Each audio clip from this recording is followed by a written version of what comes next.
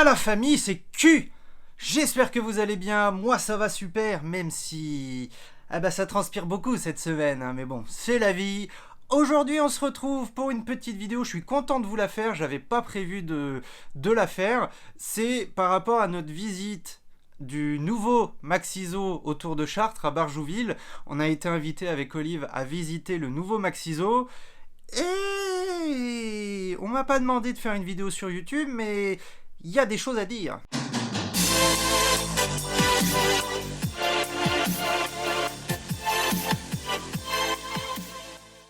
Et oui, il y a des choses à dire. Alors, la visite du Maxiso, je vous ai mis en direct live des stories sur Instagram où je vous ai montré ce qui se passait. Bon, je mettais mes commentaires à la con sur chaque vidéo, chaque photo et tout, mais il y a des choses à vous montrer et à analyser, parce que du coup, vous le savez, Olive a 2 ans. J'ai fait une vidéo récap sur le comportement d'Olive à 2 ans et son évolution entre 1 et 2 ans.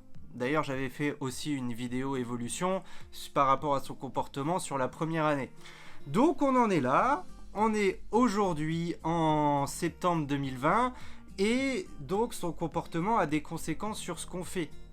Forcément, hein, c'est pas le plaisir de faire une vidéo sur son comportement juste pour ça, parce qu'en fait le comportement qu'elle a, ça a des conséquences sur la vie dehors quand on est en balade ou autre. Alors je passe les balades où on est seul tout, ou alors avec Julie, ce n'est pas l'objet de la vidéo. Par contre, quand on est dans un endroit où il y a du monde, c'est intéressant d'analyser son comportement, justement parce que ça n'arrive pas tous les jours. J'ai pas encore sorti toutes les parties sur nos vacances, mais justement ça fera un lien. Il y aura 4 parties, hein, vous avez déjà vu la première et la deuxième. La troisième, elle sortira ce dimanche. D'ailleurs, merci à ceux qui suivent le film de nos vacances, le vlog de nos vacances sur cet été. Hein. La 4e partie, justement, c'est là où je voulais en venir. Il y aura un petit élément en lien avec ce que je vais vous dire aujourd'hui par rapport à son comportement, parce qu'on a fait un truc particulier et elle s'est comportée de façon plutôt magistrale. Mais par contre, arriver dans un Maxiso, que ce soit Maxiso ou autre, peu importe, arriver dans un Maxiso avec du monde, déjà c'est une chose, et en plus avec plein de friandises, plein d'os, plein de machins, en libre accès justement, alors là, il y a des choses à dire. Du coup, ce que je vais faire, c'est que je vais me foutre un peu sur le côté. Je vais vous mettre les vidéos de l'autre côté. Donc j'ai des vidéos que de portraits. Et j'ai pas envie de vous faire une séquence de 3 minutes à vous montrer que ce qui s'est passé. Pour ceux qui nous ont suivis sur Instagram, qui ont vu la story, bon bah vous avez déjà vu ces images. Mais par contre, on va les analyser. Voilà. J'ai envie de dire 2 choses sur ce qui s'est passé et dans la vidéo d'aujourd'hui. J'ai envie de vous parler de 2 choses.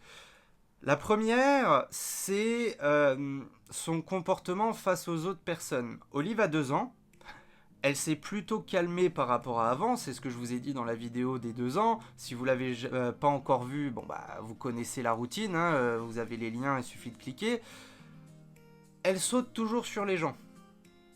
Même des inconnus. Quand on est en balade dehors tout seul, elle le fait pas trop. Parfois, je sais pas pourquoi, elle pète un plomb. Bon, je dis ça dans sa tête, hein, je parle pas physiquement, où elle pète un plomb, elle devient folle. Là, c'est dans sa tête, tout va bien, elle ignore les gens, et d'un coup, elle va vouloir aller les voir. Et les sentir, et puis elle commence à se lever. Donc c'est relou.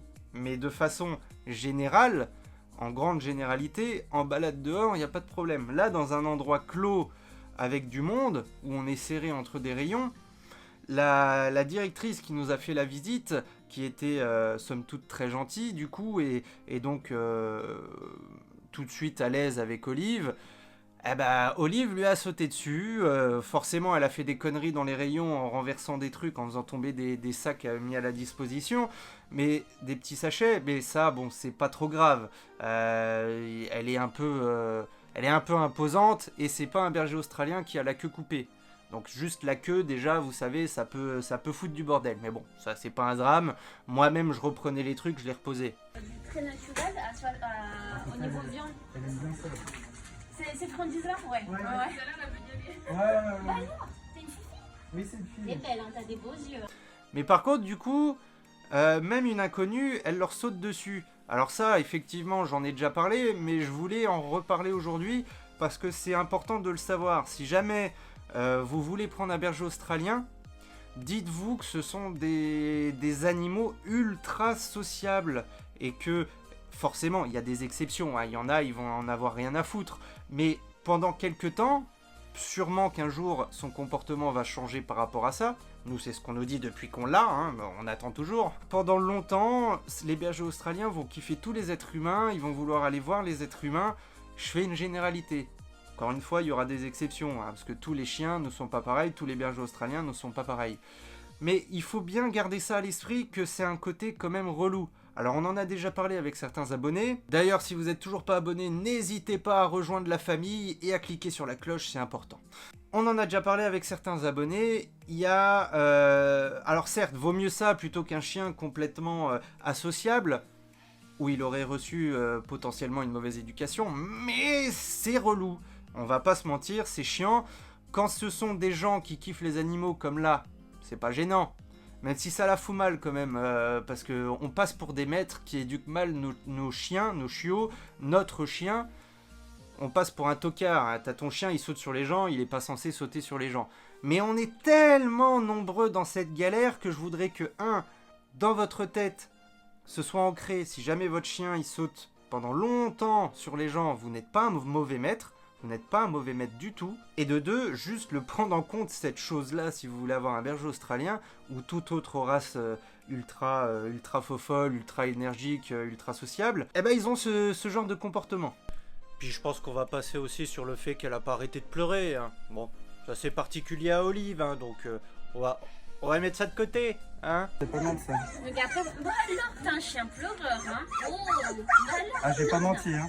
Et la seconde et dernière chose, l'autre chose, c'est, et là je suis plutôt fier d'Olive, elle aurait pas eu ce comportement avant, hein. Clairement, à 1 an, tous les bâtonnets, tous les os, toutes les friandises, elle les aurait bouffés, tu vois. J'aurais pas pu l'emmener dans un Maxi-Zoo en visite. Mais alors là, et bon Dieu, elle a pas touché les gars. Mais oui. Et il y avait plein de trucs à disposition, dont des choses qu'on lui a déjà données, qu'elle connaissait, et des choses qu'elle ne connaissait pas, donc nouvelles, donc excitantes. Mais ça, c'est le pied, bordel. Emmener son chien dans un Maxi-Zoo avec plein de trucs à disposition. Et le pire, c'est que c'est à disposition à la taille du chien. Hein, c'est à même le sol, hein. C'est pas comme si c'était en hauteur où seul l'être humain pouvait les prendre. Non. Alors que je peux vous dire qu'ici, il y a un truc qui tombe, eh ben elle se jette dessus, hein. Je suis pas le maître parfait. Il y a des choses qui ne sont pas parfaites avec Olive parce que je n'ai pas été parfait moi-même. Mais alors, bon Dieu. Alors ça. Et pourquoi je voulais analyser ça et vous le montrer et réinsister là-dessus, c'est que même si c'est pas parfait, même si le comportement du chien n'est pas parfait, on peut, à force de travail, même si c'est pas du travail parfait, même si on n'est pas parfait soi-même, faire de belles choses comme ça. Ça paraît con, ça paraît insignifiant, elle a que 2 ans, elle est encore complètement tarée dans sa tête, même si elle est moins pire qu'avant. Mais ça, tout le monde peut le faire. Si moi j'y arrive, tout le monde peut y arriver. Donc forcément, encore une fois, merci à Maxi-Zoo pour aussi la sacoche remplie de cadeaux d'une valeur de 50 €. Je suis pas payé pour le dire, mais c'est quand même super sympa de leur part. Et pour ceux qui voulaient un retour sur la sorte de peluche orange, là, Olive l'a défoncé en 1 heure, donc je recommande pas. Alors que le reste des jouets, bon bah ça va quoi. Troisième et dernier point, j'avais dit qu'il n'y en avait que 2, mais ce sera une petite conclusion. Soyez serein, tout le monde fait des erreurs, moi le premier, on est là pour en faire le moins possible, si jamais on en fait, on essaye de les corriger. C'est l'objet de la chaîne La Famille Q. Hein, on est des lambdas, tous des lambdas, on n'est pas des spécialistes, pas des éducateurs. On est tous dans le même bateau, on fait tous des merdes, mais on a tous des petits succès. Donc je voulais vous en parler aujourd'hui pour vous rassurer quand même. C'est tout pour aujourd'hui, transpirez bien, moi je vous dis à ce week-end, à dimanche, et puis je vous fais la bise. Ciao.